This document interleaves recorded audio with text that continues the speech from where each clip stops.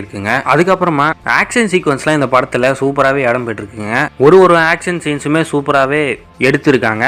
Rayan audio லான்ச்சில் சொன்ன மாதிரி இந்த படத்தோட ஆக்ஷன் சீக்வன்ஸ் கொஞ்சம் டிஃப்ரெண்ட்டாக தான் இருக்கும் அப்படின்னு சொன்னாங்க. அதே மாதிரி டிஃப்ரெண்ட்டாக தான் இருந்தது. அதுக்கப்புறமா துஷாராவுக்கு ஒரு ஆக்ஷன் சீன் இருக்குங்க. அவங்களோட ஃபைட் சீன் எல்லாம் பார்க்கும்போது என்னடா இப்படி இருக்குது அப்படின்ற மாதிரி இல்லாமல் தத்ரூபமாக அவங்களோட நிலமையில எப்படி சண்டை போடுவாங்களோ அந்த மாதிரி சண்டை போட்டிருந்தாங்க. அதுக்கப்புறம் இந்த படத்தில் ரத்தம் எல்லாம் நிறைய தெரிக்குங்க. அதுவுமே ரியலிஸ்டிக்காக தான் இருந்தது. அதுக்கப்புறமா இந்த படத்தோட நெகட்டிவ்னு பார்க்கும்போது என்ன இருக்குன்னா, இந்த படத்தோட ஃபர்ஸ்ட் ஹாஃபை பொறுத்த வரைக்கும் நல்லா தான் போய்கிட்டு இருந்தது. செகண்ட் ஹாஃபில் லாஜிக் மிஸ்டேக் அதிகமாகவே இருக்குது. தனுஷ் இன்னும் ரைட்டிங்கை கொஞ்சம் நல்லா எழுதியிருந்தா நல்லா இருந்திருக்கும். ஏன்னா அந்த சீன்ஸ்லாம் பார்க்கும்போது என்னடா இப்படி இருக்கே அப்படின்ற மாதிரி தான் தோணுது. நம்மளால் நம்பவே முடியாத ஒரு சீனை எடுத்திருக்க மாதிரி தான் தோணும்.